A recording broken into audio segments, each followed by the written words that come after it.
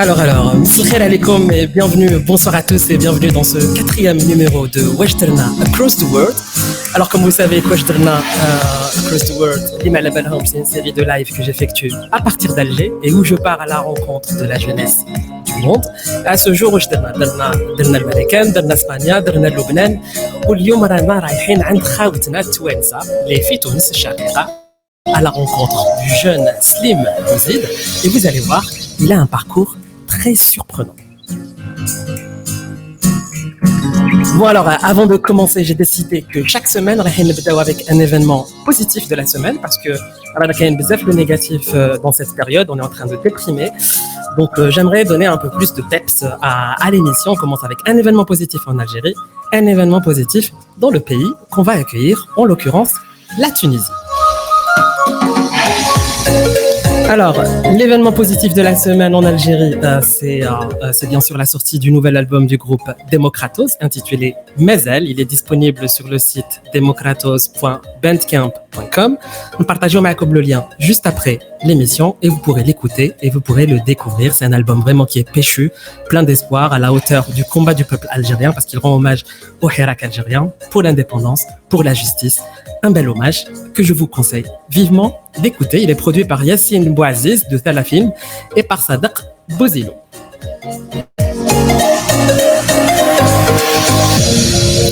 Alors, l'événement positif de la semaine en Tunisie, c'est la deuxième phase de déconfinement. Donc, Fitoun Shakeka avec la réouverture des cafés, des bars, des restaurants et prochainement des mosquées.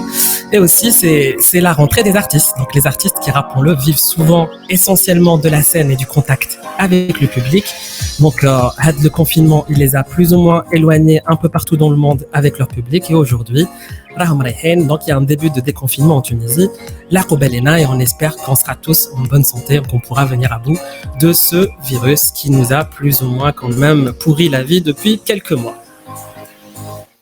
Alors, comme chaque semaine, tahiyya thawriya li khawtna fi al-ahbas, donc on n'oublie pas les détenus d'opinion. Nos encouragements vont toujours aux détenus d'opinion et détenus politiques en Algérie, ainsi qu'à leurs familles. Et on rend hommage également à toute personne qui souffre en ce moment, quelle que soit la souffrance.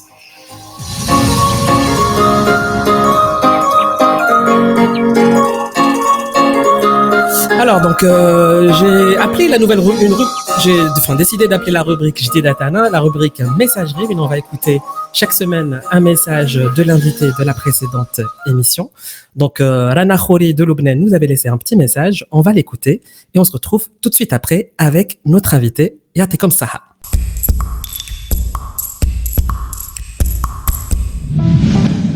Bonjour, c'est Rana Khouri.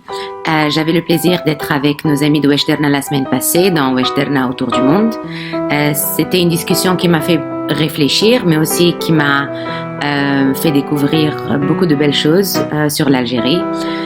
Donc déjà, je m'engage tout d'abord à moi-même de connaître plus et de m'informer plus sur l'Algérie, un pays qui, à mon avis, est un pays qui peut m'apporter beaucoup au niveau personnel, que ce soit dans la culture, dans la politique, dans son mouvement féministe, évidemment, dans beaucoup d'autres choses. Et aussi, je m'engage à partager ce que j'ai appris, et ça peut aller de organiser un petit dîner à ma famille et mes amis avec le menu de Lily, au son d'Amel Zen que j'ai pu aussi découvrir pendant l'émission. Ça peut aussi être une projection du film de Rachida à un plus grand nombre d'amis et de camarades et pouvoir comprendre comment cette cause aussi, qui est la cause de l'égalité, nous unit partout dans le monde, évidemment aussi au Liban et en Algérie. Évidemment, j'aimerais au moins aussi connaître beaucoup plus de choses sur l'Algérie, en particulier sur les nouveaux mouvements politiques qui sont en train de naître dans ce pays, les mouvements féministes et tous les combats que les révolutionnaires sont en train de mener aujourd'hui. Donc je vais être sûre de lire les nouvelles et de comprendre beaucoup plus, parce que nos pays sont évidemment différents sur le plan de vue politique, mais je crois que le rêve d'un demain meilleur nous unit, et c'est ça qui compte pour moi. Je voudrais vous remercier encore et j'espère quand on aura fini toute cette folie, on pourra nous rencontrer face à face bientôt. Merci encore.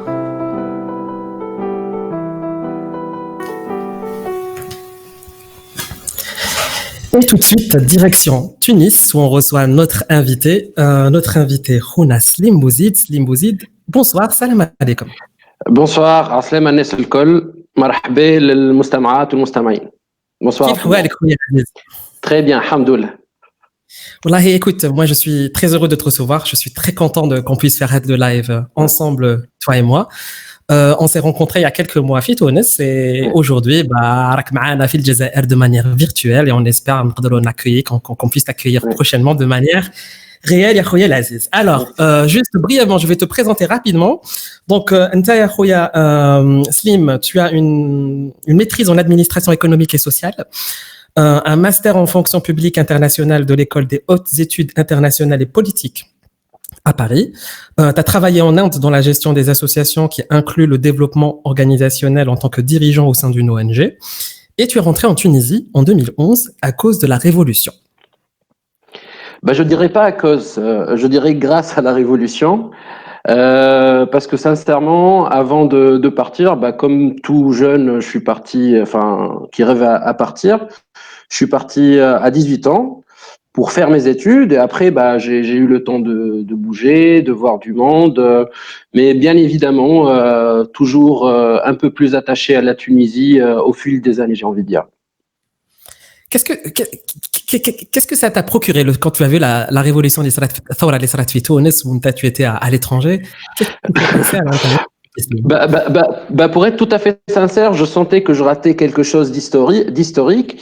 Après, la situation, je dois l'avouer, était un peu ubuesque parce que, par exemple, j'appelais mes parents pour demander des nouvelles et là, ils me disaient non, mais t'inquiète pas, il y a juste un sniper au bout de la rue. Non, mais genre, ils essayaient de me rassurer en disant ça, ce qui n'était pas du tout, bien évidemment, très rassurant. J'appelais des fois pour demander s'il y avait moyen de faire du shopping, de faire les courses et tout ça. Ils disaient non, il y a plus de pain depuis une semaine. Donc c'était pas très rassurant, genre. Et l'Inde, sincèrement, vivant en Inde à l'époque, j'arrivais pas à avoir autant de messages que je voulais. De plus, tout se passait sur Facebook à l'époque et j'avais pas Facebook encore, donc j'ai dû faire un compte en Inde pour pouvoir me tenir informé de manière plus régulière sur ce qui s'y passait en fait. Et voilà, franchement, les sentiments mitigés. Je sentais que je ratais un truc historique, mais en même temps, c'était mitigé, sincèrement. Alors, Taslim, tu fais partie de la jeunesse tunisienne qui est impliquée, qui est engagée. Tu fais partie d'une association que j'ai trouvée très intéressante et je voulais qu'on en parle justement parce que je trouve qu'il y avait beaucoup de pertinence dans le principe même de l'association. Cette association s'appelle Mouraqiboun.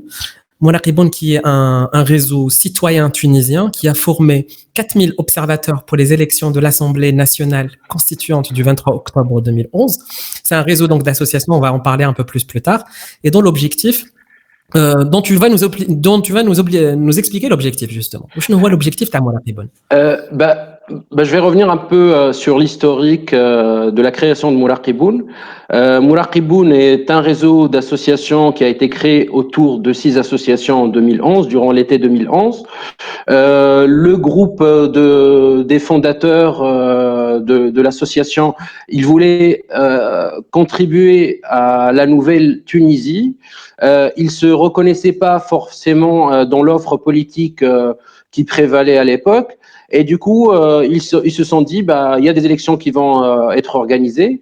Autant organiser une association, monter une association de telle sorte qu'on puisse observer le caractère démocratique de ces élections-là. Et puis, apporter une pierre à l'édifice de la construction démocratique. Bien évidemment, ça s'est fait autour des compétences que ce soit au niveau régional, mais aussi de compétences à l'étranger à l'époque, donc toujours autour de 6 associations. Et petit à petit, le projet a intéressé beaucoup les citoyens tunisiens parce que finalement, il permettait d'inclure un maximum de citoyens dans ce qui était un peu le marasme à l'époque de la construction démocratique. Donc, voilà, si j'ai bien compris, بعد الثورة, donc après la chute de Ben Ali en 2011, donc il y a eu différentes initiatives, les طلعوا, il y avait une assemblée constituante qui devait être organisée في تونس, et donc comme Thomas, en quelque sorte, vous avez eu l'idée d'aller observer les élections, comment elles se passent en Tunisie. Pourquoi ce besoin d'observer les élections justement? Ben, sincèrement, parce que enfin, les fondateurs voulaient que je salue par ailleurs au passage, notamment Rafiq, qui travaille aujourd'hui en Nouvelle-Calédonie, et les autres, Amin, Mohamed, Rajé, tout le monde, Zoubair. Donc l'idée, c'était de répondre à un besoin. Le besoin, c'était de savoir si les élections qui allaient se tenir allaient être réellement démocratiques. Parce que depuis des années, même sous la dictature, on nous promettait monts et merveilles en matière de démocratie, mais il n'y avait absolument rien, bien évidemment. Et surtout, il faut mettre les choses dans leur contexte, à savoir à l'époque, il y avait beaucoup de partis politiques en fait. Et donc, on n'arrivait pas à mesurer le poids de chaque parti politique. Donc, cette initiative-là, elle est venue finalement dire, OK, au-delà de ce brouhaha, disons, ambiant à l'époque dans la sphère politique, qui continue par ailleurs aujourd'hui parce qu'on est à plus de 200 partis politiques et le citoyen, ben, finalement, il n'arrive plus à s'y retrouver. Donc l'idée de l'association Mouraqiboun, c'était d'observer le processus en lui-même tout en essayant de rester au loin, prendre un peu de recul pour, dans un objectif tout d'abord de neutralité, mais aussi pour rester impartial par rapport au déroulement même de ces élections. D'accord. Bon, alors, juste avant d'aller un peu plus loin, donc moi j'ai bien compris que l'objectif تاع Mouraqiboun, c'était vraiment de renforcer le domaine de l'observation à les élections pour être toujours présent et afin de garantir la transparence et de promouvoir les valeurs démocratiques. C'est vrai que très souvent, les élections, on fait pas forcément confiance aux résultats, on se dit que balak kayen des fraudes, on n'a pas forcément des mécanismes qui garantissent la transparence, même s'il y a parfois des instances qui existent peut-être pour surveiller, mais elles sont désignées, elles ne sont pas indépendantes, alors que c'est vraiment des citoyens qui font partie d'une association, qui sont complètement apolitiques et non partisans, qui procèdent aux vérifications. Alors, ce qu'on va faire, on va regarder une petite vidéo de comment ça se passe de manière générale, et ensuite on va essayer de commenter chouïa, باش نشوفوا comment ça se passe et واش نقدروا نديروا واش نقدروا نحكيوا. Alors, on regarde ça tout de suite, je lance et on revient tout de suite après.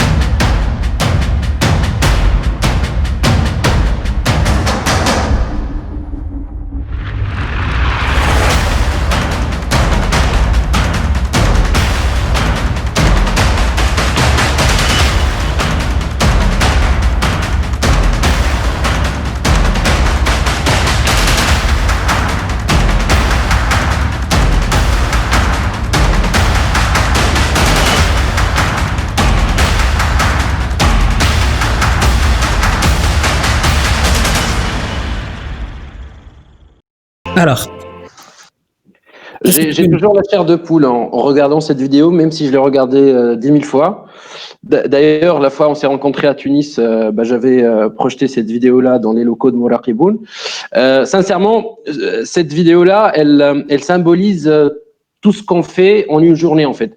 Parce que tout le travail, il est fait en amont d'une observation électorale, parce que les gens pensent que les élections, c'est uniquement le jour des élections, mais il y a tout un travail qui est fait en amont pour permettre aux observateurs d'observer, de les former, de savoir ce que c'est un cycle électoral, qu'est-ce qui est permis pour un observateur civil dans les bureaux de vote, par exemple, ou dans les centres de vote.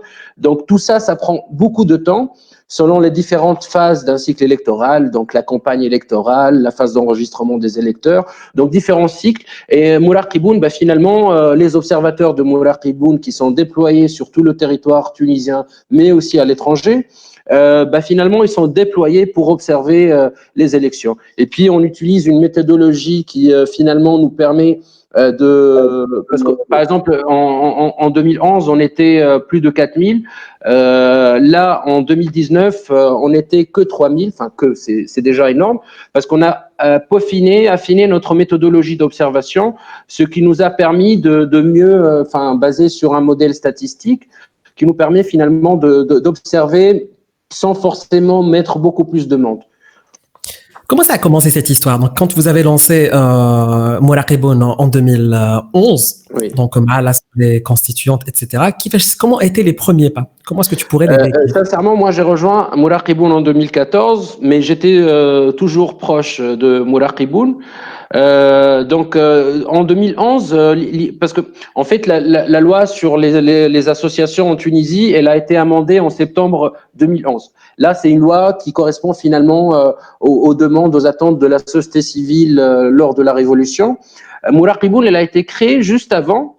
D'ailleurs, c'est pour ça que en 2015, on a demandé que le réseau soit reconnu en tant que tel légalement, je veux dire, parce qu'avant ce décret-loi 88, on n'avait pas encore le droit de se constituer en réseau.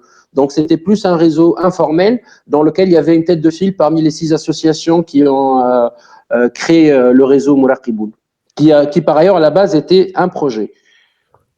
Donc, alors, les 6 associations, donc, ce sont l'association ATED, donc Association tunisienne de l'éveil démocratique. De l'éveil démocratique, exactement. L'association de citoyenneté, excuse-moi, l'association Culture et Développement. Oui. ACD, le Pacte tunisien, et oui. l'ATDD, donc Association tunisienne du droit de développement à Tunis. Exactement, exactement. Alors, c'est un réseau des compétences tunisiennes en Allemagne. Dis-moi. Exactement, exactement. Qu'est-ce que tu peux m'en dire de... En fait, là, l'idée, c'était sincèrement d'essayer de créer des synergies, parce qu'on partait du principe que la Tunisie avait besoin de toutes ces compétences. Et ces compétences-là, elles étaient pas forcément uniquement à Tunis. Elles étaient aussi à Sidi Bouzid, elles étaient à Gafsa, elles étaient à l'étranger. Donc, il fallait trouver une formule organisationnelle de telle sorte que tout ce beau monde puisse finalement contribuer à édifier ce qu'on espérait pour la Tunisie du lendemain, hein, je veux dire. Grâce à la révolution, le champ des espérances, finalement, il s'est élargi. Et à partir de là, on s'est dit que toutes les compétences soient mises ensemble de telle sorte qu'on puisse élaborer tous ensemble ce qu'on envisageait comme étant une nouvelle citoyenneté en Tunisie, une citoyenneté qui correspondrait à la nouvelle démocratie naissante. C'était quoi tu disais quelque chose d'intéressant, tu disais c'était pour édifier, pour mettre en place la Tunisie dans les Tunisiens rêvés. À ton avis, c'était quoi la Tunisie dans les Tunisiens rêvés après la Révolution? Très compliqué comme question. C'est une Tunisie où on pouvait être libre. Là, j'essaie de me projeter en 2011, parce qu'en 2011, on sortait d'une dictature et on espérait ce qui nous manquait jusqu'à ce moment-là, donc une liberté de la presse, des libertés individuelles en général, les libertés politiques, parce que sincèrement, à l'époque de Ben Ali, Donc, il suffisait d'acheter un journal pour croire que tout allait bien, mais aussi il suffisait d'aller un peu dans les régions reculées de la Tunisie pour voir que le développement n'était pas là. Il y avait, comment dire, un flagrant déséquilibre en matière de développement entre les régions côtières et puis les régions intérieures. Donc, c'est ça qu'on espérait. On espérait une Tunisie plus égalitaire de une et un pays plus développé parce que on est un peu sur le balcon de l'Afrique, on regarde nos voisins et on est un peu jaloux de voir que bah voilà, il y a moyen d'avoir du développement. On pense avoir assez de compétences et ceci est valable pour toute la région. Hein. Donc voilà, on a les compétences pour être un pays développé. Donc la démocratie, qu'elle soit un outil ou un moyen, ou un objectif en soi, bah, il était là, à nous de l'utiliser pour aller de l'avant, pour faire mieux, pour construire cette deuxième république qui s'annonçait finalement par l'amorce du processus de rédaction de la nouvelle constitution. Donc voilà, finalement, on espérait une Tunisie meilleure, si je puis dire, que ce soit sur le plan social, que ce soit sur le plan politique, tout simplement. C'était une évidence pour vous d'aller vers l'Assemblée constituante juste après la Révolution? Sincèrement, non, parce qu'il y avait 4 choix qui s'offraient aux législateurs, aux Tunisiens. Donc, soit garder la Constitution plus l'amender, soit élire qu'il y ait une sorte de comité d'experts comme ce fut le cas en Égypte pour rédiger une Constitution. Il y a eu le cas finalement qui a été adopté, celui d'élire une Assemblée constituante qui rédige finalement cette constitution. Et puis il y avait une quatrième possibilité, c'était de mitiger un peu la deuxième et la troisième approche, à savoir un comité d'experts, mais aussi une assemblée élue. Donc grosso modo, on voulait comment dire, tourner la page tout simplement. On voulait tourner la page. On voulait aujourd'hui, rien que le système, le régime qui est en place en Tunisie, qui est prévu dans la Constitution, c'est un régime semi-parlementaire, semi-présidentiel. Donc l'idée, c'est de s'éloigner de ce qui était le présidentialisme sous la dictature. Donc qui veut dire que c'est la concentration des pouvoirs en la personne du président de la République. Exactement. Le pouvoir exécutif, il est aux mains d'une seule personne. C'était le président de la République et à lui, sachant que le pouvoir législatif aussi à l'époque ne faisait pas grand-chose. Donc voilà, l'idée était de s'éloigner en fait du modèle préexistant. Donc c'est ça aussi, c'est aller de l'avant, c'est tourner la page finalement, une page de notre histoire finalement, parce que aspirer à une deuxième République, c'est aspirer aussi à une nouvelle société, finalement, parce que qu'on le veuille ou pas, la Constitution, c'est aussi de nouvelles normes qui se mettent en place, c'est la norme suprême, et puis ça annonce la nouvelle société qui voudrait, enfin qu'on voudrait qu'elle soit créée, mais qui est toujours en cours de création, parce que bien évidemment on fait pas d'omelette sans casser des œufs, parce que sortir d'une dictature, donc ça laisse des traces. Aujourd'hui, malheureusement, la scène politique, comment dire, elle est en deçà des attentes des Tunisiens.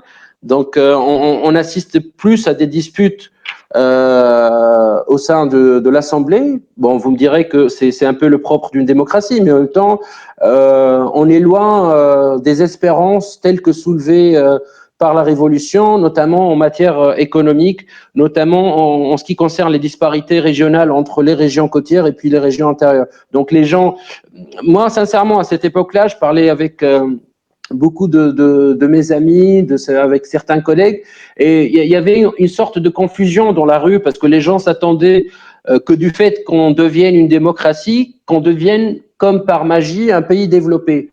Il y avait cette confusion-là. Une grosse lacune de la classe politique, c'était de ne pas expliquer finalement ça. Parce que les gens s'attendaient que du jour au lendemain, ils deviennent riches, développés, que tous aient je sais pas, des caisses ou je sais pas, qu'ils vivent mieux du moins, mais en termes matériels. Mais en même temps, la nouvelle donne politique, elle nous permettait d'espérer, mais en même temps, les attentes étaient énormes par rapport à ce qui se passait réellement au jour le jour aussi, parce que c'est une scène politique naissante. Donc, les choses, les équilibres prennent du temps à se mettre en place, j'ai envie de dire. C'est normal. C'est normal. Anna, je pense que des choses prennent du temps, surtout après autant d'années de dictature. Et j'imagine que par le passé, il n'y avait pas forcément une maturité politique, parce que de toute manière, tout ce qui était politique était sous la coupe et sous la responsabilité du dictateur de l'époque. Et puis, donc, du coup, il n'y avait pas forcément une société civile ou des partis politiques nouveaux, jeunes à la hauteur, qui étaient suffisamment formés pour pouvoir aboutir à un résultat. Donc, pour toi, même si on fait une révolution, même si on fait dégager un système, entre guillemets, parce que c'est souvent un système qu'on dénonce et qu'on veut enlever, il n'y a pas de recette magique. Il y a pas de recette magique, en fait, parce que ce qui existe, c'est du théorique. À titre d'exemple, j'ai beaucoup travaillé sur la décentralisation. J'ai participé à des formations, j'ai fait des formations, et à chaque fois, on devait s'inspirer d'un modèle, que ce soit le modèle allemand, que ce soit le modèle français ou que sais-je. Mais le fait est que il y a la réalité de notre propre pays. Un modèle qui a fait ses preuves dans un pays X, il n'est pas, on n'est pas sûr qu'il fera ses preuves aussi chez nous. Et c'est propre à tout modèle théorique, j'ai envie de dire, que ce soit en matière d'idées politiques, mais aussi en matière d'idées économiques. Hein. Paul, comment a été accueilli Thomas qui lance tout Mouraqiboun qui, pour rappel, est un réseau d'associations qui a formé plus de 4000 observateurs pour les élections de l'Assemblée nationale constituante. Donc, le réseau, l'objectif, c'est de garantir la transparence de l'intikhabat. Comment ça a été accueilli par le public lorsque, comme ça, de nouvelles têtes comme ça débarquent du jour au lendemain, on observe l'intikhabat les كاين في تونس. والله العباد راهو سانسيرمون فرحوا راه يعني شنو خاطر فما هكا انتوزياسم كبير صار في البلاد اللي البلاد تبدلت وهيا نحاولوا نبدلوا البلاد مع بعضنا دونك يعني لي زوبسيرفاتور يعني المراقبين نتاع الشبكه بالحق يعني كلهم يخدموا في هدف اللي البلاد تتحسن وهذا الشيء يعني شجع الناس الكل يعني مراقبون يعني في الانتخابات الأخيرة مراقبون ولا فما جمعيات أخرين من المجتمع المدني يعني تهتم بالشأن الانتخابي دونك هالجمعيات هذيا كلها قاعدة تخدم راهو في اون جينيرال كلهم متطوعين يعني عباد قاعدة تعطي من وقتها وساعات حتى من فلوسها باش الدولة تتبني باش الديمقراطية تتحط اون بلاس باش يعني الأحزاب تكون كل متمثلة باش المواطنين اللي ما عندهمش اكسي فاسيليتي ما نعرفش المكاتب الانتخاب بيكون عندهم اكسي فاسيليتي لمكاتب الانتخاب. J'ai répondu en arabe parce qu'il y avait une remarque où il fallait parler en arabe. We are reading the comment of Mr. Mehdi Light. He's saying that only backward nations using French language to communicate. We can communicate in English, we can communicate in French, we can communicate in Arabic. نزمر ما نهضر قبايلات يمكن كل شيء ممكن في وجد الناس. احنا في الجزائر ولا في تونس ولا في العالم احنا ما دام باللهجه التونسيه نقدر نتكلموا باللهجه التونسيه احنا حابين نكونوا on se bat pour la liberté. We are fighting for freedom of speech.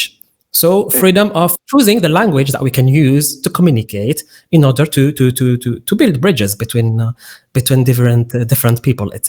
So don't be ما تقلقش روحك. You can talk whatever you want. Anyway, I should precise that I consider like talk on a lot of language is something making us richer is not like making us less than we are, you know. Anyway. Justement, ça tombe bien هاد la remarque parce que كان عندي une question هاد la question في الأسئلة اللي وجدتهم لك c'était prévu نبوزيها لك من بعد صراحة راني راح نبوزيها لك دوكا. اسكو عندكم هاد المشكل تاع اللغة في تونس؟ اسكو كاين هاد لو ماليز j'ai l'impression. ولا فما كيما نجموا نقولوا فما بريوري نوعا ما خاطر اللي العباد اللي اكثر يتكلموا بالعربيه يعني نلقاوهم اكثر في الادارات باغ اكزومبل على سبيل الذكر. لكن ولا اللي يتكلموا اكثر بالفرنسيه يعني اكثر في الثقافه، هذا كله امثله. دونك فما نوعا ما من ان بريجوجي ان فيت على كل واحد يحكي لغه يعني. لكن جوسكا با تري لونتون يعني ما نعرفش العربي والفرنسي زوز حاضرين في نفس النيفو يعني في المكاتب في الادارات يعني في التسعينات في تونس ولاو كان يحكيوا بالعربيه. فلذا يعني صحيح فما مشكل ظاهر، لكن يعني سي دي زابريوري سانسيرمون، يعني سي دي زابريوري ماهيش مشكله كبيره. يعني العباد تقول لك هذاك يحكي كان بالعربي لا رجعي وكذا، وهذاك يحكي بالفرنسي هذاك حداثي، لا كله غلط. تلقى يحكي بالعربيه الفصحى وينجم يكون حداثي، وتلقاه يحكي بالفرنسي وينجم يكون رجعي اكثر من رجعي. دونك ça aucun rapport sincèrement. Moi, je pense aussi que le plus important, c'est le contenu. Il y a la كل حال على خاطرش I think that language is only c'est juste un véhicule راك شايف معناتها juste سيارة. بصح احنا واش يهمنا مش السيارة، يهمنا واش كاين داخل السيارة، واش راهي تدير هوني والديستيناسيون وين ماشي لوين ماشي. Non, mais c'était juste une parenthèse, mais c'est vraiment en fait c'est vraiment quelque chose que j'ai remarqué. En tout cas في الجزائر, c'est quelque chose que je remarque très souvent, c'est que les gens sont très souvent attaqués de la manière dont ils s'expriment. Plus que sur le fond, plus que sur le contenu. Bon, je peux comprendre que, par exemple, كاين عباد اللي ما يفهموش اللغة الفرنسية ولا اللغة الإنجليزية وماذا بهم تتكلم معاهم بلغة اللي يقدروا يفهموها, des choses qui est complètement légitime, باش pour qu'ils soient compris. Ça, moi, je les comprends. Par contre, lorsque les attaques يبداو يقولوا انت ما راكش, tu n'es pas fier de ton identité alors que tu ne cesses de revendiquer ton identité et ta culture qui ne se résume pas à la langue, qui se résume à des valeurs, qui se résume à tout ce qu'on se connaît dans notre algérianité ou dans votre tunisianité. Et donc très souvent les attaques ne sont pas fondées sur le fait que je trouve légitime les الناس ما تفهمش معناتها لازم تتكلم معاها بلغة اللي تفهمها, ولكن sometimes بالتخوين, sometimes أنت مش جزائري ولا أنت مش تونسي لأنه راك تتكلم بهذه اللغة وليست هذه اللغة. وإحنا نسينا باللي معظم الديكتاتوريين في البلدان العربية ولا سواء في الجزائر في تونس في المغرب في ليبيا مهما كانت البلدان, كل ديكتاتوريين كانوا يتكلموا باللغة العربية, واللغة العربية اللي راهي روفانديكي بار لو بوبل يقول لك أنت ما تحبش البلاد تاعك باسكو ما راك تتكلم باللغه العربيه. هنا كاين تناقض. دونك this is the proof. المهم سي با سانسيرمون سي با لا فورم سي لو فون. يعني دو مومون الافكار قاعده توصل بالعربي بالفرنسي بالشلحه باي لغه تكون, المهم الافكار, المهم نجموا يعني كافراد نفس الشعب نتبادلوا الافكار باللغه. بحكم على سبيل الذكر عشت بار اكزومبل في سويسرا عندهم 4 لغات رسميه, عندهم 4 لغات رسميه ولا نهار كون مشكل. دونك المشكل ولا الكام تاع بلجيكا بار اكزومبل عندهم 2 لونغ اوفيسيال. دونك هذا يعني المشكل مش لا فورم, المشكل محتوي. هل نحن كنا نعتبر نفسنا مواطنين في نفس الوطن ولا لا؟ يعني كسوا يحكي شلحه, كسوا يحكي عربي, كسوا يحكي فرنسي, كنا ننتمي لنفس الوحده. وكهو راني معاك. اتس لايك كيما تكون عندك طبيب شيروجيان يتكلم بالفرنسيه ولا بالشنويه ولا بالانجليزيه ولا باللغه العربيه ولا مهما كانت اللغه, كي يروح يدير لوبيراسيون تاعو ماشي c'est pas avec la langue, c'est avec les outils, avec le savoir, avec les connaissances, quelle que soit la langue dans laquelle il a acquise. Donc je pense que c'est une illustration. Mais allez, c'était juste une petite parenthèse que tu as évoqué le sujet, je l'avais prévu. Alors dans mon article bon Khouya Aziz, il y a de nombreux jeunes qui sont impliqués. Ma question c'est quelle place, je sais, moi je suis complexé, donc à quelle place selon toi occupe la jeunesse dans l'échiquier politique?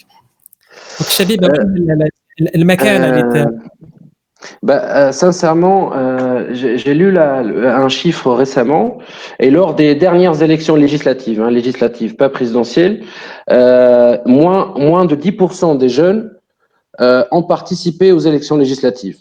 Donc là, هذا يرجع شوية اللي قلته لك قبيل أخوي رياض, اللي العباد نوعا ما ولاو بعدوا على السياسه. يعني ils sont déçus par la politique, خاطر ils s'attendaient على الحاجه باش تقدر لهم حياتهم اليوميه, ولكن فينالمون وقعنا في يعني صراعات سياسيه بحته. بالفرنسي يقول لك بوليتيكو بوليتيسيان. دونك يعني مانيش قاعدين نخزروا لقدام كيف نجموا نفيدوا بلادنا، كيف نجموا نزيدوا نطوروها، كيف نجموا نزيدوا نقدموها. وعندنا برشا مشاكل في تونس، القطاع الصحه فيه مشاكل، قطاع التعليم فيه مشاكل، الاداره فيها مشاكل، ومانيش قاعدين نهتموا بالمشاكل هذه. دونك قاعدين في المجلس انت قلت هكا وانت قلت هكا. دونك سانسيرمون يعني المواطن التونسي سورتو الشباب يقول لك ما يفيدوا فيا في شيء يا جماعه هذوما، عليه نهتم بالسياسه. دونك صحيح في 2011 الشباب هو عمل الثوره، سانسيرمون الشباب عمل الثوره. صحيح في يعني في الليجيسلاتيف مش حاضر، لكن في الرئاسيه يحضر. في الرئاسيه خاطر الكونفيغوراسيون اللي صارت في الدور الثاني نتاع الرئاسيه. دونك الشباب كان مش كان فوتا البروغرام، فوتا ضد شخص. يعني اتور وريزون في مراقبون ما جوج با دي ريزون، يعني مانيش هنا بور جوجي دي ريزون، ولكن يعني الفوت يا يو ان فوت ماسيف دي جون للكانديدا اللي اكتويل بريزيدون سيد قيس سعيد. فلذا يعني سا ديبون دي كونفيغوراسيون بالحق. يعني خاطر توا على سبيل المثال اللي ذكرته قبيله على الانتخابات التشريعيه اللي راهم فماش شباب جاوا جمله، لكن في الانتخابات الرئاسيه في الدور الثاني يعني بالحق سيتي اون ماغي. حتى في الشارع انا نفكر خاطر هذيك الفيديو في نزل في قلب العاصمه التونسيه في شارع حبيب بورقيبه، راك تعرفوا بيان ايفيدامون. يعني نهارتها كان الشباب في الشارع. نتفكر انا هبطت انا وزميلي نحييه زبير، هبطنا للشارع وشفنا ايش صاير في الشارع. وبالحق يعني كان شباب يعني حتى هنا لامبرسيون للشباب فما نوعا ما عزوف على المشهد السياسي ولا على الساحه السياسيه اون جينيرال ولا على الحاجه العامه اكبر من السياسي. لكن يا دي سوربريز يعني نستناو ديما في الشباب هو يسادابت للسياسي اورلي السياسي يسادابت للمواطن، وهذا مش صاير حاليا. يعني المواطنين قاعدين يفهموا في لغه والسياسيين يحكيوا في لغه اخرى جمله، فلذا سي با لو ميم ديسكور، يلزمهم ديكودور العباد بينات بعضهم.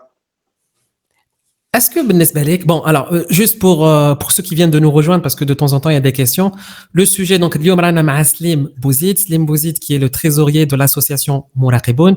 L'association Mouraqiboun, c'est un réseau d'associations qui s'est organisé par des citoyens qui font partie de ce réseau, donc qui font partie de ces associations, et qui ont été formés pour l'observation des élections en Tunisie, quelles qu'elles soient, présidentielles, municipales, législatives, etc. Donc, c'est un moyen pour cette association de se constituer en sorte d'instance d'observation supplémentaire اللي عندها le poids تاعها, اللي عندها الكلمة تاعها, اللي عندها les données تاعها, اللي عندها المعطيات تاعها, اللي تبارطاجيهم de manière transparente باش الشعب يقدروا يشوفوا en temps réel واش راهم صايرين في الانتخابات هذوما, est-ce qu'il y a eu des non-conformité ou la etc. pour signaler tout dépassement balak اللي يقدر exister dans les différentes intikhabat. Et justement, alors, là j'ai décrypté la vidéo dialogue. J'ai pris quelques notes. Donc la vidéo qu'on avait regardée. Alors, la vidéo qu'on avait regardée, alors je vais juste couper le son si jamais elle se lance.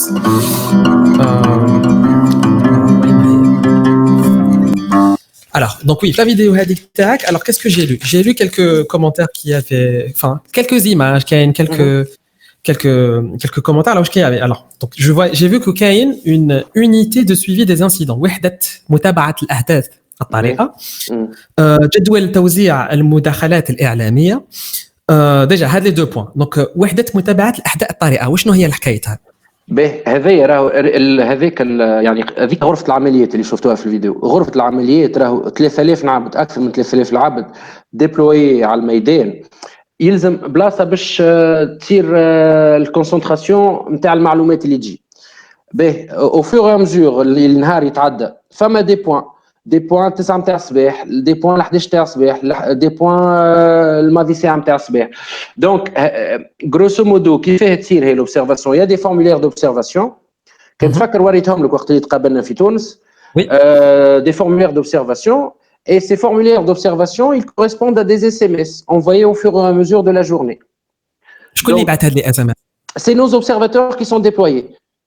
معناتها عندكم des observateurs كامل في كامل les bureaux de vote زعما؟ Non, on peut pas. personne n'est capable de déployer un observateur. Dans les bureaux de vote, les راهو فيهم عندكم des observateurs رايحين dans des bureaux de vote, j'imagine les plus importants, اللي فيهم بزاف. C'est pas les plus importants en fait, parce que nous, notre travail, il est établi sur une base statistique. Donc, على مثال تونس العاصمة مثال تونس العاصمة تمثل 14% من سكان البلاد. ولاية سوسة تمثل 7% من سكان البلاد. ليشانتيون ستاتيستيك نتاعنا يعني الاحصائيات نتاعنا باش elle va prendre en considération هالمكونات الكل نتاع المجتمع التونسي.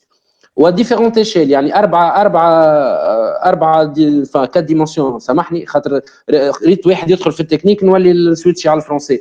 دونك نحطوا الولايات نحطوا الجهات نحطوا المعتمديات ونحطوا نسيت الاخرى شنو سامحني والله نسيتها سامحني. Bon, Hassilo, c'est un échantillon statistique représentatif. Donc, à partir de cet échantillon-là, on n'est pas obligé d'être dans les 14 000 bureaux de vote en Tunisie. On peut être uniquement déployé dans 1000 bureaux de vote. C'est un échantillon statistique. Et dans ces 1000 bureaux de vote, chaque région, كل بلاصة وعندها الحجم نتاعها في l'échantillon par rapport للبلاد الكاملة. Bien sûr, فما marge d'erreur خاطر كل موديل ستاتستيك وفيه marge d'erreur. هذايا ومن بعد اللي شفتها وحدة معالجة هذيك اللي قلت عليها سامحني نسيت اسمها ان توكا تبعت الاحداث الطارئه جمله طويله اكزاكتومون باهي هذيك خاطر العباد سور تيران مرات دي سيتوياسيون اورجونت يعني سي دي سيناريو qui sont pas prévus par nos questionnaires d'observation. C'est يعني حاله l'observateur sur terrain مش متكون باش يلاحظها مش متكون باش يراقبها فلذا فما هذيك الوحده هذيك يعني فيها دي كونسيي جوريديك فيها دي كونسيي ان كومونيكاسيون فيها يعني بالحق فيها كونسيي ان انفورماتيك كلهم يتلموا باش يعطيو ريبونس يعني حالات ما هنعطيك اكزامبل في مكتب اقتراع في مونريال واحد جاب باك ومقرونه وحلوا وبزعوا في مكتب الاقتراع. هذا يعني حاله حد ما حضر لها مع العلم اللي واحد من اللي مقدمين رواحهم مترشحين يعني ديما يحطوا له المقرونه كوم كوا السامبول نتاعو ما عليناش شكون هو لكن يعني الكاد فيغور لونز اوبسيرفاتور راهو حد دخل البيرو حل باك ومقرونه ولوحوا دونك c'est prévu nulle part, ni dans le code électoral, ni dans le manuel procédure نتاع الهيئة الانتخابية. فلذا يعني فما بيرو كي جير ces urgences là. الوحدة هذيك اللي شفتها. خلاص, ok. Ah d'accord, là je comprends mieux. Donc c'est je crois les cas particuliers. Exactement, خاطر هذوكم les cas particuliers من بعد باش يدخلوا في الرابور d'observation.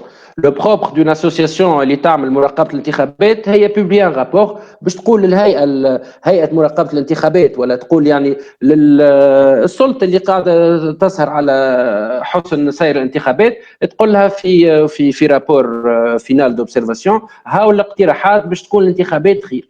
هذا c'est le propre de toute association qui fait de l'observation électorale.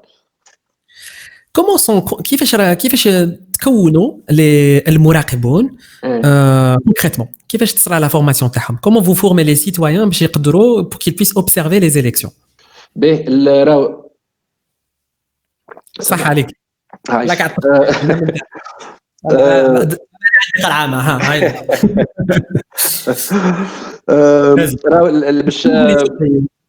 باش نفهموا كيفاه مراقبون يعني لي زوبسيرفاتور نتاع مراقبون يتم تكوينهم يلزموا نفهموا ستركتور نتاع مراقبون. دونك ستركتور نتاع مراقبون فما مكتب تنفيذي قبل المكتب التنفيذي الاول كان فيه 9 اعضاء المكتب التنفيذي الجديد اللي انا فيه 7 اعضاء. من بعد المكتب التنفيذي عندنا ديريكسيون يعني سي بلو دي بينيفول سي ان بيرو دو ديريكسيون فيه ان ديريكتور que je salue par ailleurs كرايم et puis d'autres salariés d'autres يعني كل واحد واللي تاش نتاعو. ومن بعد نلقاو لي سوبرفيزور عندنا دي زيكيب دو سوبرفيزيون عندنا 3 سوبرفيزور باغ ولايه دونك باغ دائره انتخابيه سامحني دونك 3 fois 27 81 نزيد عليهم ان اوبسيرفاتور ريسبونسابل دو ليترونجي. هذوما 82 هذه لي سوبرفيزور. ومن بعد نلقاو لي كورديناتور. يعني كانوا هرم كنت فكر حطيتها الفيديو وقتها في السلايد وقتها جيت لتونس رياض كنت فكر.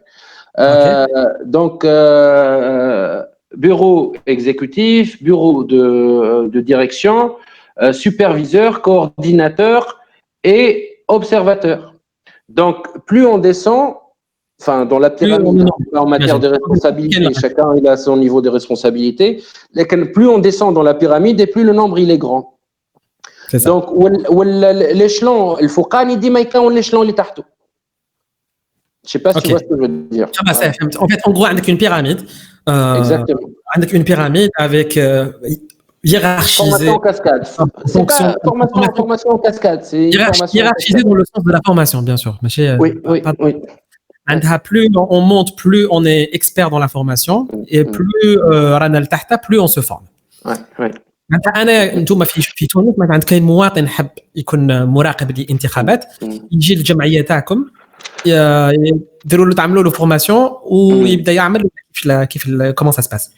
يعني وقت الانتخابات يعني كل جمعيه تفتح باب التطوع كسوا نحن كسوا يعني نو كونفرير في مراقبه الانتخابات عتيد انا يقظ جي اس اف برشا يعني 6 جمعيات يخدموا برينسيبالمون على مراقبه الانتخابات. هذوما يعني وقت الانتخابات يقولوا كان فما متطوعين مرحبا بهم يدخلوا معنا وهذا يشتعمل زاد مراقبون. Et comment خلاص شوف تقدر تبان quand même un peu délicate comme situation dans le sens où est-ce que bon directement نقولها لك طاي est-ce que vous subissez des pressions نتوما كجمعيه اللي تراقب الانتخابات. Est-ce que vous subissez des pressions et 2 وشنو هي le poids تاعكم dans la contestation تاع les résultats si jamais كاين احداث ولا ارقام qui contredisent les résultats تاعكم.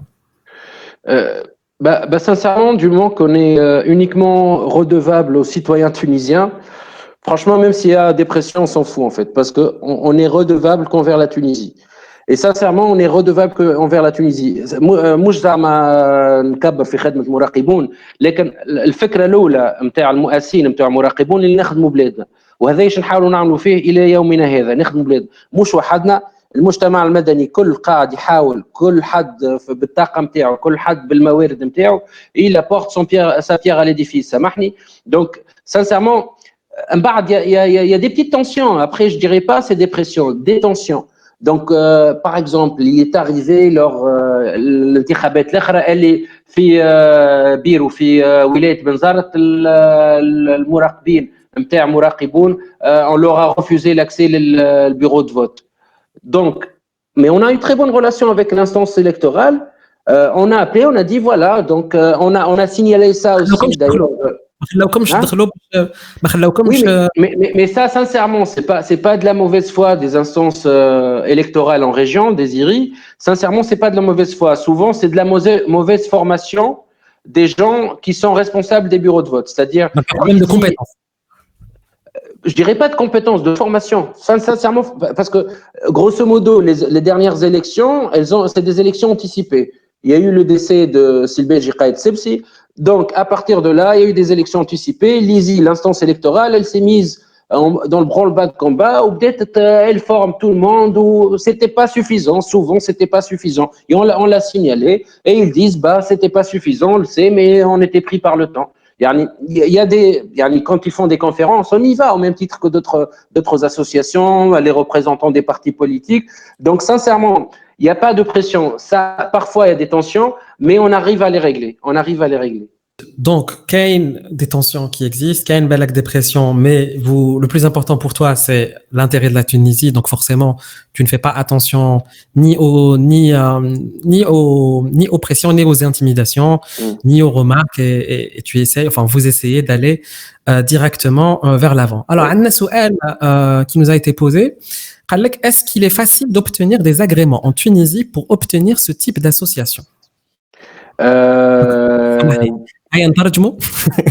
هل هو سهل تكون عندك comment on dit agrément? وصل تصريح بالوجود. تصريح بالوجود في تونس لهذا النوع من الجمعيات. الحق نتاع ربي من الاول كانت فاسيل على الاخر تعمل كرياسيون داسوسياسيون، ولكن الامور صعبت شويه ابارتير دو 2015. من 2015 الامور صعبت شويه خاطر فما دي اسوسياسيون قالك يعني مش سي با موا دون جوجي صحيح الحكايه ولا سي القضاء، يقول لك فما جمعيات تساهم في تمويل الارهاب، فلذا يعني كبسوا شوي. جمعيات تساهم في تمويل الارهاب؟ مش تمويل ارهاب، في تسفير الى بؤر التوتر، يعني تعطي الفلوس باش العباد تمشي لسوريا. هذايا فما يعني في جوان 2015 7 جمعيات سكروها للسبب هذا. يعني قالوا ان يعني الحكومه وقتها قالت راهو الجمعيات هذيا تساهم في التسفير الى سوريا. الحكومه وقتها سكرت الجمعيات وكبست الامور شويه، خاطر بالحق يعني لي ليبرتي اسوسياتيف entre 2011 2015 كازيمون elles étaient absolues. يعني نصرحوا الجمعيه كان ما فماش يعني كومون دير مش ريكور يا ربي، سي الاداره العامه للجمعيات ne contredit pas la création, c'est qu'elle est créée de facto. يعني au bout d'un mois on considère qu'elle est créée. يعني jusqu'à il y a quelques mois on a dépassé la barre des 24 000 associations quand même. OK. Oui. Sous Ben Ali, on était on était plus dans les 10 000, sachant qu'une bonne moitié c'est des associations sportives et l'autre bonne moitié c'est des associations qui voilà très spécialisées disons, ou sinon des associations très proches du pouvoir. Donc elles étaient là pour faire bonne figure quand il le fallait, notamment lors des élections. Est-ce que d'un point de vue administratif, la création des associations, quels sont les principaux obstacles qu'on peut rencontrer lorsqu'on veut créer une association en Tunisie? En fait, c'est souvent le premier obstacle, c'est نحكي معاك بالعربي ولا بالفرنسي ولا بالانجليزي؟ ما نعرفش تو. اتكلم باللغه اللي حبيتها خويا العزيز. Sincèrement, l'obstacle الاولاني فما deux خاطر نحكي معاك وجو ريفيشي en même temps. فما l'obstacle نتاع الموارد، que soit موارد بشريه que soit موارد ماليه. فما l'obstacle الاخر هو طول النفس. برشا عباد ما عندهاش طول النفس. يعني il y a eu un tel engouement entre 2011 2013 surtout، الناس كل manière ou d'une autre دخلت في جمعيه. الناس الكل في عائلتها ولا في حومتها ولا في الانتوراج القريب نتاعها عندها شكون في جمعيه، لكن بشويه يا تعرف هو فينومين بوليتيك يعيطوا له في الاوروب دوبي لي زاني 80 ديزونشونتمون بوليتيك. في تونس العباد فدت من البوليتيك، يعني العباد تستنى في حياتها باش تتبدل، لكن حياتها سواء تبدلت تري enfin au ralenti très doucement، سواء ما تبدلتش جمله سواء ça empiré même. Donc avec عليه العباد فاده. Donc pour des raisons l'engagement citoyen notamment chez les jeunes il y a une sorte de désenchantement de la chose publique, de la chose politique de manière plus particulière. Donc هذا صعب، يعني تخلي العباد كيف تعمل l'association فهذا يقول لك دو الاولاني الموارد. يعني يلزم جمعيه، راهو الجمعيه elle vit pas d'amour et d'eau fraîche sincèrement. يعني bien évidemment كيف نعملوا الجمعيه chacun met sort de l'argent de sa poche et dit ok moi je vais acheter ça, moi j'ai un local disponible, je peux le louer. Donc on arrive à se mettre d'accord, mais au fur et à mesure que le temps passe, l'association elle est obligée sincèrement un minimum de se professionnaliser. انا شوف كنت نحكي السمانه اللي فاتت مع رانا خوري qui est une activiste politique في لبنان qui faisait partie d'un mouvement qui s'appelle Beyrouth Medinati. هما كانت ils ont décidé de participer aux municipales, c'est un groupe comme ça de jeunes et de moins jeunes créé un mouvement où ils se sont présentés pour les élections municipales. Bon, c'est venu juste après la crise des poubelles en Tunisie, pardon, au Liban, parce que في لبنان ما باليش دسمعت إذا تعرف la crise des poubelles ولا لا. Oui. Donc pour rappel اللي راهم معنا اللي ما تبعوش l'épisode تاع السمانه اللي فاتت, la crise des poubelles في لبنان c'est que en gros comme les municipalités sont gérées par différentes parties et que ما تفهموش بيناتهم شكون اللي يرفد les poubelles parce que فيها برشا فلوس كيما تقول انت فيها beaucoup d'argent en jeu. contrairement à ce qu'on pourrait croire dans le domaine des poubelles. Et du coup, qui me dit, moi, je connais le marché, et ben, il y avait des poubelles partout, هكذا في لبنان. Et les gens n'en pouvaient plus de voir les poubelles partout. Et du coup, quelques temps plus tard, il y a eu le mouvement Beyrouth Medinati pour que des jeunes et des moins jeunes citoyens se présentent les élections municipales pour gérer le problème, parce qu'ils dépendaient de la municipalité. En fait, ce qu'elle me racontait, Rana, la semaine passée, que j'ai trouvé très intéressant aussi, c'est que tu as qu'elle a les obstacles dans le domaine social. En fait, ou là dans les partis politiques. Dans les partis politiques en particulier. Quand on fait une demande pour créer un parti politique, on a l'accusé de réception. Après, mais on n'a pas l'agrément officiel ou le document officiel qui statue de la création du parti. Et mais bon, donc du coup, ils بداو يخدموا. Ce qu'elle m'expliquait, c'est qu'elle me disait parce que finalement, c'est pas nous qui ne sommes pas légaux, c'est l'état d'Yalhom qui n'est pas légal, parce qu'il n'a pas respecté les deadlines, parce que selon la loi, il y a des délais qui doivent être respectés pour avoir une réponse positive ou négative. L'administration qui a réceptionné le dossier et qui n'a pas donné réponse, elle m'expliquait qu'en fait, finalement, c'était cette administration qui n'était pas légale. Donc, j'avais trouvé intéressant la réflexion de Tahom. Donc, c'est pour ça qu'en fait, je posais la question, puis je me dis, est-ce que qui m'a fait Lubnan ou qui m'a fait العديد من البلدان même في الجزائر عندكم هذا البروبليم تاع تسأل على تصريح ولا un agrément بس صح ما عندكش جواب. Non, mais sincèrement, parce que يعني ديما فما motivation عليه l'association ما خلاوهاش elle se crée. يعني par exemple نجموا نصبوا دوسي في الكرياسيون، لكن الاداره العامه للجمعيات باش ترجع لنا تقولوا للسبب هذا راهو جمعياتكم ما نجموش نسمحوا لها تتكون، لكن عاودوا شوفوا الاسباب هذيا وعاودوا رجعوا لنا. يعني في غالب الاحيان il y a des raisons qu'elles soient logiques ou pas, mais هذاك مش هذاك المشكل. مرات c'est juste des questions de forme. يعني في عوض الاهداف الفورمولاسيون تاع الاهداف، في عوض دعم الديمقراطيه في تونس، المساهمه في دعم الديمقراطيه في تونس. خاطر يقول لك شكونك انت باش تدعم الديمقراطيه بريتو؟ يقول لك انت جمعيه تساهم. Donc c'est des questions sincèrement souvent de forme. Sincèrement souvent de forme, à part des trucs alambiqués, يعني هكا فيهم شك ولا حاجه ولا tu vois ce que je veux dire. Donc sincèrement il y a toujours moyen de créer des associations, même si le rythme il a baissé depuis quelques années, notamment il y a eu des attentats terroristes en Tunisie. Donc les autorités استعملوا السبب هذا باش يسكروا شويه toutes ces libertés associatives dont nous sommes sincèrement très fiers en Tunisie. Le décret loi 88 يعني بالحق يسمح لنا surtout dans son application entre 2011-2013 سمح لنا de faire des pas de géants en matière de liberté associative.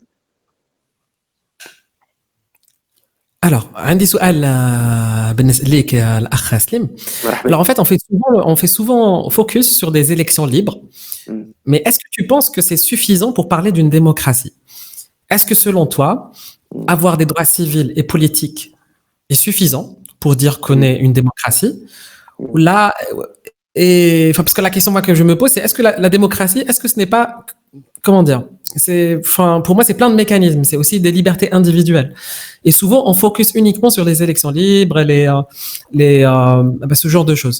Donc, est-ce que tu penses qu'une démocratie, c'est uniquement des droits civils et des libertés d'association et des élections libres? Non, sincèrement pas. Tu sais, Riav, le sujet de mémoire et l'ol, c'était l'impact de la démocratie sur le développement. Donc, à la démocratie.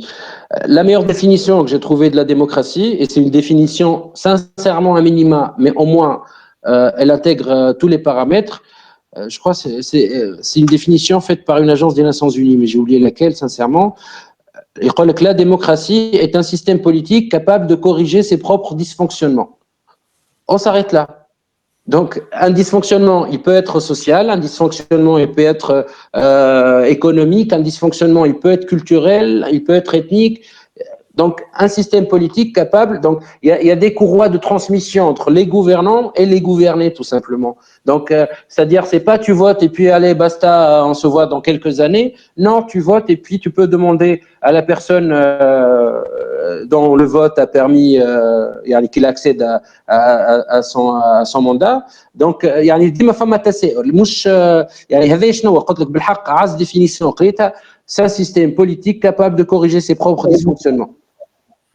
Après, à nous, au peuple, avec S, avec X dans AU, de trouver les solutions qu'il faut et de prendre le temps qu'il faut. والله رياض فما مثل في تونس يقول لك شويه من الحنه وشويه مرتبط اليدين. دونك يعني ما نجموش وي بوت اول ذا بلاي على الدوله. راهو المواطن عنده مسؤوليته. راهو المواطن يقول لك بلاد في تونس نحكيها بلادي مسخه، بلادي ياسر زبل برا، ومن بعد تلقاه ما نعرفش باكو دخان يعمل هكا يطيش. يا ولدي مش كنت تقول راهو بلادك مسخه وما ساهم باش تنظفها. دونك المشكل زاد مشكله مونتاليتي راهو يعني باقي خاطر بون يعني زاد انكور حاجه باهيه صارت لنا منذ الثوره اللي لي سيتويان سون ان تران دو سابروبريي ليتا. قبل السيتويان اللي كونتر ليتا. في تونس يقول لك مونتاليتي رزق البيليك، رزق البيليك يعني سيتي لو باي كان يحكم وهما اتراك ونحن عرب ولا بربر. دونك يعني اللي يحكموا فينا مش منا. دونك الرزق مش رزقنا. اليوم الامور تبدلت، انت في دوله مدنيه، انت تخلص في ضرائب، عليه تلوح في الزبل عايش خويا، ولا ما نعرفش ولا يسرقوا ولا ما يخلصش ولا الاداءات. برشا عباد ما تخلصش في الاداءات. باهي كيفاه يعني تخلصش في الاداءات ومن بعد تقول شبيه الكيس مكسر، شبيه السبيطارات ماهمش باهيين، شبيه المدارس تواول فيهم كسر، تخلص الضرائب ومن بعد يجي نحكي حسيلو. Là, je suis un peu énervé là. Non, pas du tout. Je pense que c'est un problème qui existe, qui existe partout. Je pense que aussi, parfois, on est plus dépassé par les émotions que par la rationalité, mais en même temps, je pense que ça peut s'expliquer aussi. Je pense que c'est pas quelque chose que je peux comprendre avec la colère qui existe, même si on ne se regarde pas ou là on ne se remet pas en question. Donc, je pense qu'il est important de se remettre en question sans forcément oublier ou perdre de vue l'objectif interne, parce que je pense que il faut pas être radical ni dans un sens ni dans l'autre. Oui, ok, je veux bien dire. Bien sûr. Non, bien sûr, absolument. مشيغل في الدولة، المشكلة مشيغل في الشعب. Et pour moi, il y a une éducation, il y a pour moi, le résultat d'un système. Donc, un système éducatif, une sensibilisation qui doit se faire au sein de la famille, etc. Donc, qui est le résultat d'un mauvais système. D'accord, c'est un résultat. Exactement. Parce que le système qui est déjà, qui lui a donné naissance, qui est en quelque part responsable de Walash. C'est comme des parents qui n'éduquent pas bien leurs enfants, qui leur reprochent le fait qu'ils fassent des bêtises. Parce que l'éducation n'a pas été faite. Donc je pense que اللي نحكي لك عليه رياض راهو سي دي سيركل فيرتوو. يعني الدوله يلزمها تواجه مسؤوليتها، يعني الانفستي ما نعرفش في الصحه، الانفستي في الدراسه، وزاد المواطن يلزم يكون مواطن فعال في المجتمع نتاعو، يعني يلاد سا كوميونيتي كوم يل بو ا سون ايشيل وكا. يعني سي دي سيركل فيرتوو باش البلاد تطلع والناس الكل يطلعوا عن بعضهم، الدوله والمواطن. Alors on va faire une petite collation, une petite pause. Parce que راك شويه مخلق هكذايا، donc on va essayer de نطلعوا لك شويه la glycémie. Ensuite on va répondre à la question de Khmisi Iman. Alors, donc on a une chronique pour chacun de nos invités, qui est la chronique de Lily. Donc Lily, qui est une jeune passionnée de cuisine. Bon, j'espère que tu vas aimer ce qu'elle t'a préparé, d'accord? Donc on va regarder le menu de Lily et on va se retrouver tout de suite. Salut Slim! Bienvenue dans la chronique culinaire de Lily, l'amoureuse de l'art culinaire. Je suis ravie de pouvoir partager avec toi des recettes traditionnelles algériennes te permettant de découvrir notre patrimoine culinaire. À travers ce menu, je te propose de découvrir des mets de la région Est d'Algérie, région riche en histoire et en tradition. Étant tunisien, Slim, tu dois sûrement être amateur de plats fortement piquants. Tu sauras donc apprécier cette entrée chaude, mais attention aux sueurs froides et aux sensations fortes. Le sveté est une galette broyée au mortier et mélangée avec une préparation agrémentée de coriandre, tomates fraîches, ail et très relevée au piment. L'authenticité de ce plat est qu'il se prépare et se déguste exclusivement dans un énorme mortier, d'où son nom en arabe Slata Mehrez, qui signifie salade au mortier. Cette entrée explosive est une spécialité culinaire traditionnelle de la ville de Msila. Cependant, elle est largement répandue dans l'oasis de Boussaada et dans les villages de Medjedel et Ain Riche. Pour le plat de résistance, j'ai choisi de te faire découvrir une recette algérienne de couscous au poisson qui diffère de celui cuisiné et servi en Tunisie. Cela te permettra de découvrir différentes saveurs de ce plat commun à nos deux magnifiques pays. Le couscous d'orge au poisson, ou suksou belhout, constitue le délice préféré des palais djidjéliens. Il est une sorte de légende culinaire, voire une culture à Djidjel et dans sa périphérie immédiate. Le mérou ou la bonite, qui sont des poissons bien charnus, sont les plus prisés pour ce couscous. Une variété de légumes frais, comme les courgettes, les cardes, la pomme de terre et les navets, viendront orner ce délicieux plat, le tout arrosé d'une succulente sauce. Je terminerai ce menu par une mignardise qui ravit autant les pupilles que les papilles. Il s'agit de tominatellouz, une petite douceur très fondante à base d'amandes, parfumée à l'eau de rose, sous forme de losange recouverte de sucre glace, avec un goût très fin et subtil qu'on ne peut qu'aimer. Cette pâte d'amande ancestrale et délicieuse provient de Constantine, la ville aux ponts suspendus aussi impressionnants les uns que les autres. Voilà Slim, j'espère que cette chronique t'aura permis de découvrir certains de nos plats traditionnels de l'Est algérien et surtout qu'ils t'auront donné l'envie de les cuisiner chez toi. N'hésite pas à essayer les recettes détaillées que tu trouveras dans ton starter pack et à nous envoyer les photos ou les vidéos de tes plats. Bon appétit Slim, un grand bonjour de notre part à nos voisins tunisiens. À très bientôt.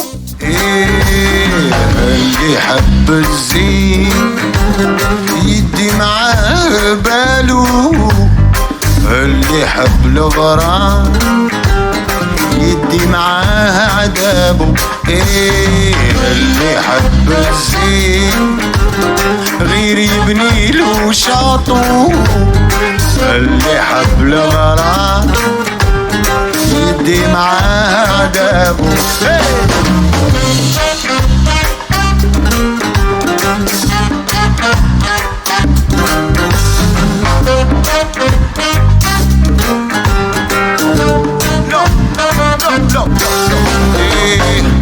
بالك بحر الغرام غامق الدنيا هادي يا خويا ما تحصيش رد بالك تعود في الزين عاشق والزين وحده بلا اساس ما يبنيش بالك بحر الغرام غامق الدنيا هادي يا خويا ما تحصيش رد بالك تعود في الزين عاشق والزين وحده بلا اساس ما يبنيش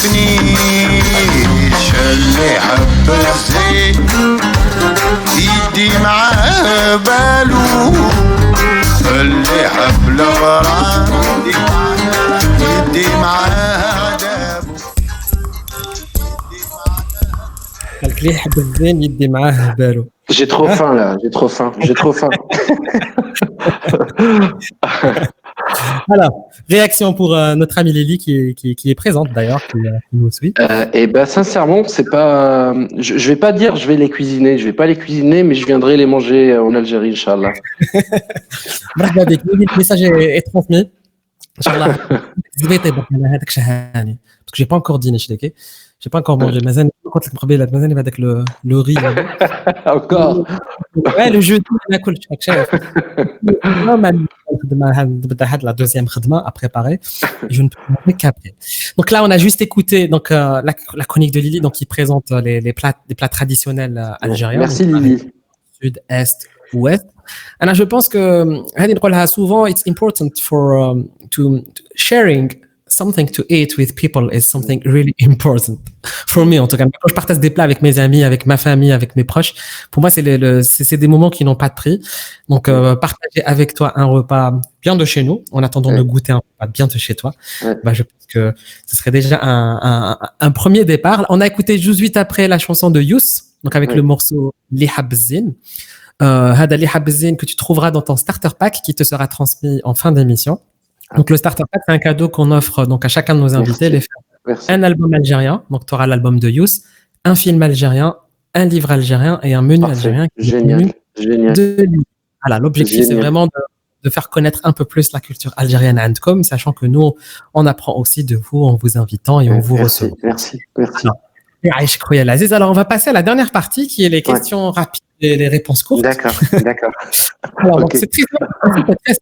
Je vais te poser des questions assez simples. Je vais essayer de répondre de manière assez simple aussi. D'accord. Donc, sans trop donner de détails, vraiment ce qui te passe en premier par la tête. Alors, Royal Aziz, que représente la Tunisie pour toi? La Tunisie, c'est pas une question simple quand même. La Tunisie, franchement, c'est là où je suis en train de paraphraser Najib Mahfouz. Hein. C'est là où toutes mes tentatives d'échapper échouent. Voilà, c'est une très bonne définition parce que j'ai vécu dans trois continents, dans 3 autres pays que la Tunisie. Et c'est toujours un plaisir renouvelé que de rentrer chez moi. C'est mon unique chez moi. Comment est-ce qu'on pourrait, Ahna Kachouroub, briser les murs et construire des ponts entre les pays pour rapprocher les peuples? Se parler et s'écouter. S'écouter, c'est très important. Les gens ne s'écoutent pas en fait. La séance unique, c'est quoi? C'est glandé. Ouais, justement, parce qu'en Tunisie, chef, à l'époque, quand existait la séance unique, qui n'existait pas en Algérie, est-ce que tu peux nous expliquer déjà où est le principe à la séance unique? La séance unique, sincèrement, pour ma part, c'est un acquis social. Et en tant que Tunisien, on devrait être fier parce que finalement, on se dit c'est pas normal que les gens travaillent quand il fait plus de 40 degrés. Et l'été, c'est uniquement 2 mois, hein, c'est juillet et août, et dans le mois de Ramadan aussi. Donc c'est normal que les gens profitent un peu de leur vie parce que la vie, c'est pas uniquement le travail. Donc sincèrement, pour moi, c'est un énorme acquis social en Tunisie et j'espère qu'on le perdra pas. Donc j'explique juste aux gens, en fait, c'est pour ça que je t'avais posé la question. La séance unique, c'est que donc au mois de juillet et au mois d'août, en plus du mois de Ramadan, on a comme des horaires de travail qui sont détendus. Les gens commencent un peu plus tôt et finissent un peu plus tôt. Genre, au lieu de commencer à 9h, 18h, c'est le cas durant toute l'année, ils commencent à 7h, 7h30, ils finissent à 15h, 15h30. D'accord. في الصيف بعد يروح للبحر يروح لا بيسين c'est ça exactement ou faire la test aussi. Nice. Troisième point, alors dernière question. Chauffe l'Algérie, malgré sa taille, malgré son histoire, elle reste au final un pays qui est peu connu dans le monde, même si ça s'applique pas trop mal à la Tunisie, parce que là, comme Djirana, on se connaît plus ou moins, vous avez beaucoup de touristes algériens et il y a beaucoup d'entreprises tunisiennes aussi qui viennent ici. Quelle est la chose, si tu devais citer une seule chose, d'accord, que tu aimerais découvrir et que tu ne connais pas de l'Algérie? Sincèrement, Constantine. Parce que j'ai fait Oran, Alger et Bougie. Et puis, je voulais absolument partir à Constantine, mais j'ai pas eu le temps, sincèrement. Constantine. C'est très bien. Barakallahu fik Royal Aziz. Alors pour ceux qui viennent de nous rejoindre, là c'est la fin de l'émission. Je rappelle juste que Khona Slim Bouzid est trésorier dans l'association Mouraqiboun. Donc Mouraqiboun, c'est un réseau citoyen tunisien qui a formé 4000 observateurs pour les élections de l'Assemblée nationale constituante du 23 octobre 2011 et qui observe les différentes élections en Tunisie. Il est formé donc d'une série d'associations que vous pouvez retrouver sur leur page Facebook, donc Mouraqiboun. L'objectif, c'est de renforcer le domaine de l'observation des élections pour être toujours présent afin de garantir la transparence et promouvoir les valeurs diplomatiques. Non, les valeurs démocratiques. Les valeurs démocratiques. Voilà, donc on se quitte avec ton starter pack. Alors le starter pack, donc je vais te présenter qu'est-ce qu'il contient. Donc il contient dans un premier temps donc l'album de Youss, donc qui est juste là. Parfait. Génial. Comme livre algérien, donc tu auras, comme ceux qui t'ont précédé, le livre de Kawthar Ademi, Les enfants de décembre. comme film, bon, comme menu algérien, bien sûr, ce sera le menu de Lily. Donc, dans ton starter pack, en fait, tu vas trouver vraiment bon, tu vas trouver la vidéo de Lily, mais tu vas aussi trouver le détail, t'as les recettes avec une possibilité interminable que Lily a concocté pour faire spécialement et personnellement. Et enfin, pour le film, et on va se quitter avec ce film d'ailleurs, c'est le film Vote Off. Alors, le film Vote Off, c'est un film de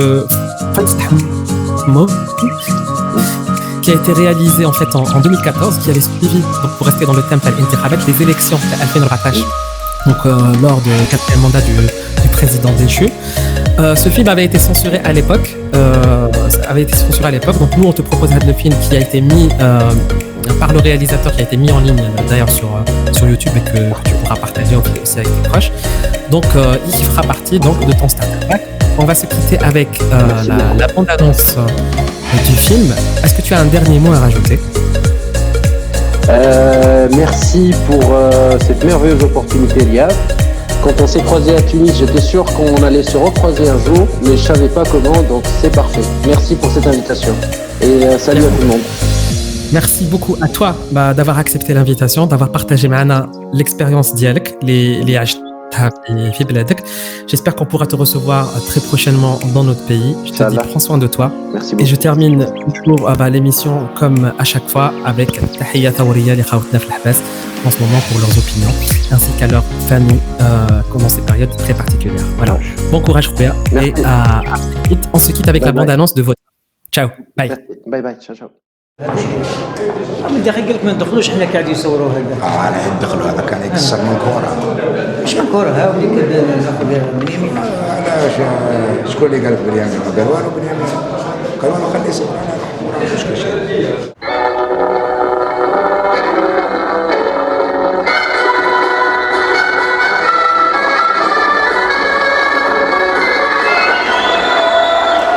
Qui pas dit je pourrais voter une décès. Ah, question sympa. 17 avril c'est ça 17 avril الفوت.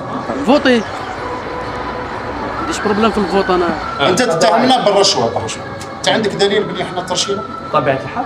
صح نسقسيك صوفيا والله غنبوزي لك كاستيون سامبل والله علاش راك رايح تفوت؟ علاه هذا ما كصحفيين ما هي خطوطنا الحمراء؟ واش كاين كيسكو سباس؟ سي با فري سي اون تران ديزامباركي. هذا الإحباط يولد مباشرة التدخل الأجنبي في شؤوننا. انا راني 21 يوم وانا نجري في المناطق والحمد لله. ديمقراطيه يقولوا الديمقراطيه خلي الديمقراطيه هذه تبان. إذا نحن مجتمعون من أجل الجزائر. هذا شغل عرس.